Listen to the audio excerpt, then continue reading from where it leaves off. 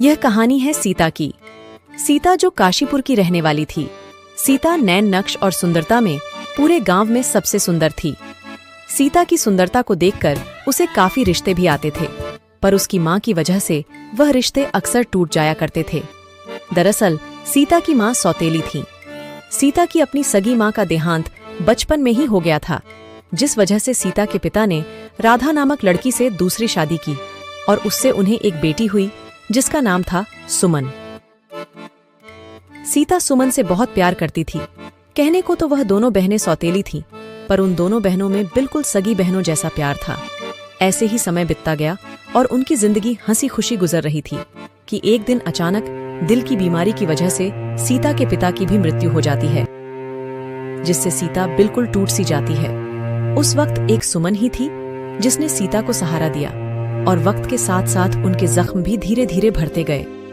पिता की मृत्यु के बाद अब घर में सुमन के अलावा सीता का अपना कोई नहीं था, क्योंकि उसकी सौतेली माँ अक्सर ही सीता के साथ बहुत बुरा व्यवहार किया करती थी। वह सीता को बिल्कुल भी पसंद नहीं करती थी और सीता के पिता राजेश के जाने के बाद तो वह सीता पर बहुत जुल्म करती थी। दिन रात सीता से सारे घर का काम करवाया करती थी और अपनी बेटी को बहुत लाड प्यार से रखती थी। कभी कभी सुमन इस बात का विरोध करती थी तो उसकी माँ उसे डांट लगा दिया करती थी। बेचारी सुमन माँ की फटकार के आगे कुछ नहीं बोल पाती थी।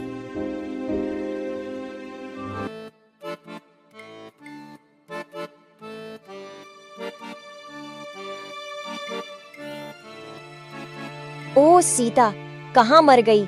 जी माँ, अभी आई।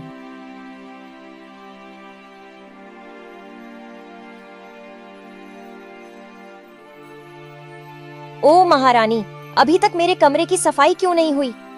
माँ, वो मैं किचन में बर्तन साफ कर रही थी, बस अभी यहाँ की भी सफाई कर देती हूँ। तुझे मैंने कितनी बार बोला है, सबसे पहले मेरे रूम की सफाई किया कर, बाद में बाकी का काम। ठीक है माँ, मैं बस अभी कर देती हूँ, आप बस मुझे कुछ मिनट दीजिए। हाँ ठीक है, जल्दी कर और सफाई हो जाए तो जाकर मेरे और सुमन के सारे गंदे कपड़े पड़े हैं, वह धोकर छत पर डालना है। ठीक है माँ, मैं धोकर डाल दूंगी।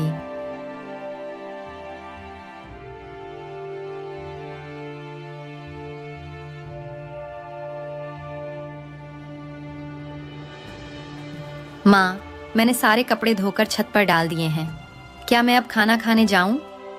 नहीं, अभी नहीं, पहले जाकर लाला की दुकान पर से राशन का सारा सामान लेकर आ, इसके बाद ही तुझे खाना मिलेगा।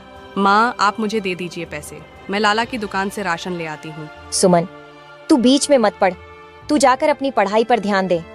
अभी तू इतनी बड़ी नहीं हुई है कि तू घर के काम करे। अब तू खड़ी खड़ी मेरा मुंह क्यों देख रही है? जाकर जल्दी से लाला की दुकान से राशन लेकर आ, और हाँ, पर्ची पर एक एक सामान का हिसाब लिखवा कर लाइयो।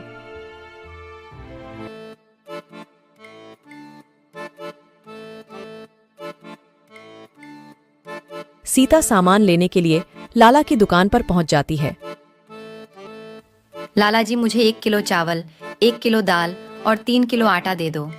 सीता लाला की दुकान से सामान ले ही रही थी कि तभी वहां पर गांव का सेठ दयावंत पहुंच जाता है। अरे सीता, तुम यहाँ? हाँ साहब, बस माँ ने कुछ राशन का सामान मंगाया है, वही लेने आई हूँ। अरे लाला भाई, कितना हिसाब हुआ है सीता का? सेठ जी, 200 रुपए हुए हैं। ठीक है, तो 200 रुपए मेरे खाते में लिखवा देना, मैं इन सामान के पैसे भर दूंगा। नहीं नहीं सेठ जी, ये आप कैसी बातें कर रहे हैं? माँ ने पैसे दिए हैं मुझे। लाला जी, आप यह लीजिए पैसे, इसमें से 200 रुपए काट लीजिए। सेठ दयावंत बहुत ही चालाक और लालची इंसान था। उसकी हमेशा से ही सीता पर नजर रहती थी। वह सीता से शादी करना चाहता था और किसी न किसी बहाने से सीता से बात करने की कोशिश किया करता था। सीता लाला को पैसे देकर घर वापस आ जाती है। दयावंत का मकसद था किसी भी तरह सीता को पाना, चाहे इसके लिए उसे कुछ भी करना पड़े। एक दिन सेठ दयावंत सीता के घर आता है। नमस्ते राधा जी, मुझे आपसे कुछ जरूरी बात करनी है। नमस्ते सेठ जी, आइए बैठिए, क्या बात है? आपका यूं अचानक हमारे घर कैसे आना हुआ? हमसे कोई भूल हुई है क्या? अरे नहीं राधा जी, आपसे कोई गलती नहीं हुई है, बल्कि मैं तो आपसे कुछ और ही बात करने आया हूँ। दरअसल मैं आपकी बड़ी बेटी के बारे में कुछ बात करने आया हूँ। क्या हुआ? अब उसने क्या किया? हे भगवान, ये लड़की कहीं भी जाती है तो कुछ न कुछ जरूर करके आती है। मैं तो इससे बहुत परेशान हो चुकी हूँ। अरे नहीं नहीं राधा जी, ऐसी कोई बात नहीं है। दरअसल वो आपकी बड़ी बेटी सीता बहुत सुंदर और सुशील है। मैं चाहता हूँ कि आप उसका रिश्ता मुझसे तय कर दें। बदले में मैं आपको बहुत सारा धन दूंगा। पैसों का नाम सुनकर तो राधा की आंखों के आगे लालच की पट्टी छा जाती है। कितना धन देंगे आप? जितना आप चाहें उतना, बस सीता को मेरे हवाले कर दीजिए। अरे वाह, क्या बात है। चलो, ये लड़की मेरी कोई तो काम आई। अब मैं इस सेठ दयावंत से खूब सारे पैसे ऐंठ लूंगी।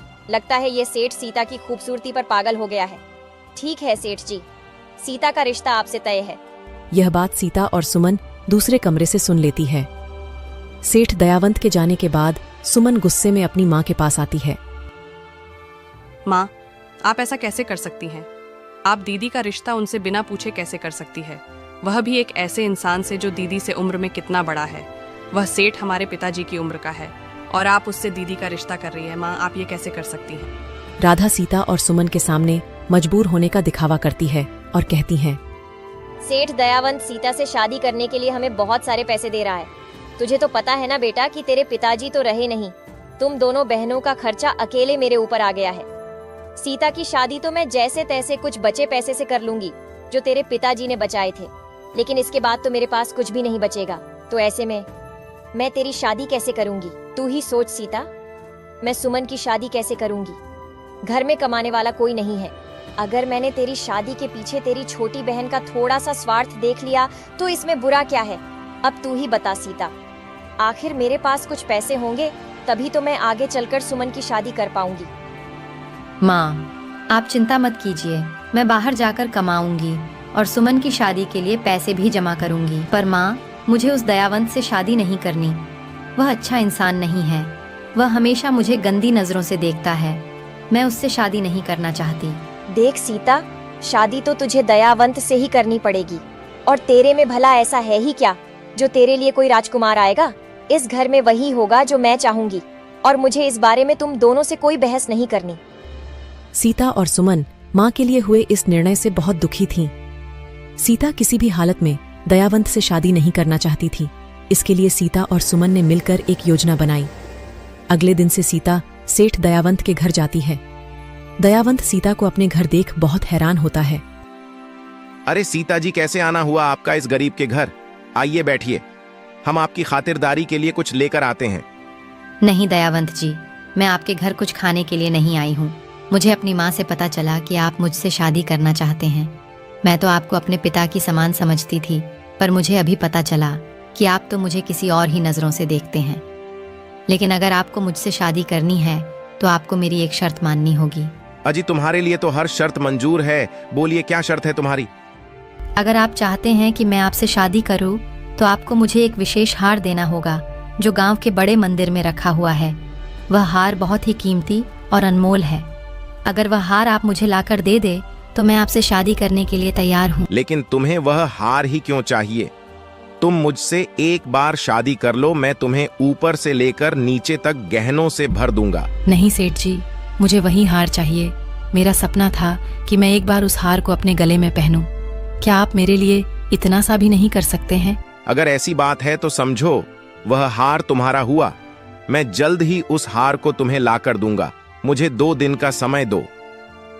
सेठ दयावंत के घर से निकलकर सीता सीधा सरपंच जी के पास जाती है और सरपंच जी को मंदिर में 2 दिन बाद होने वाली चोरी की खबर देती है। सीता, तुम्हारी खबर पक्की है ना कि 2 दिन बाद मंदिर में भगवान शिव जी के विशेष हार की ही चोरी होने वाली है? हाँ सरपंच जी, पूरी पक्की खबर है।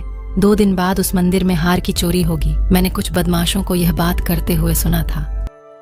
ठीक है सीता, अब तुम निश्चिंत होकर घर जाओ। आगे का सब काम मैं संभाल लूंगा।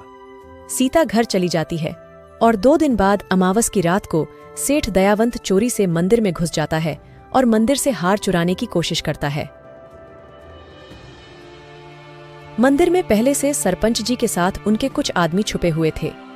जैसे ही सेठ दयावंत हार चोरी करता है, सरपंच जी के आदमी उस दयावंत को हार चोरी करते वक्त पकड़ लेते हैं। दयावंत तो तुम हो भगवान शिव के इस पवित्र हार की चोरी करने वाले बदमाश, तुम्हारी इतनी हिम्मत कि तुमने मंदिर में से भगवान की हार को चोरी करने की हिम्मत करी। तुम्हें तो इसके लिए कड़ी से कड़ी सजा मिलेगी, ताकि कोई भी कभी दोबारा इस मंदिर में चोरी करने की जरूरत ना कर सके। जमींदार दयावंत को गिरफ्तार करवा देता है। आखिरकार दयावंत के लालच और बेईमानी का अंत हुआ। उधर दूसरी तरफ सीता की सौतेली माँ उसको ढूंढती है, मगर सीता घर में कहीं नहीं मिलती। अरे ये लड़की कहाँ चली गई? कहीं भाग तो नहीं गई? मेरे तो सारे किए कराए, पर पानी फिर जाएगा। अगर ये लड़की भाग गई तो? राधा बड़बड़ा ही रही थी, तभी उसकी नजर घर आ रही सीता पर पड़ती है। अरे सीता बेटा, तुम कहाँ चली गई थी? मैं कब से परेशान हो रही थी। कम से कम बताकर तो जाना चाहिए था ना। ये माँ को अचानक से क्या हो गया? माँ ने आज तक तो मुझसे कभी इतने प्यार से बात नहीं की, फिर आज अचानक से ये चमत्कार कैसे हुआ? वो माँ, बात यह है कि सीता राधा को सारी बात बताती है कि किस तरह उसने सेठ दयावंत को सबक सिखाया और उसे जेल की हवा खिलाई। हे भगवान, आज इसने उस दयावंत को जेल में भेज दिया।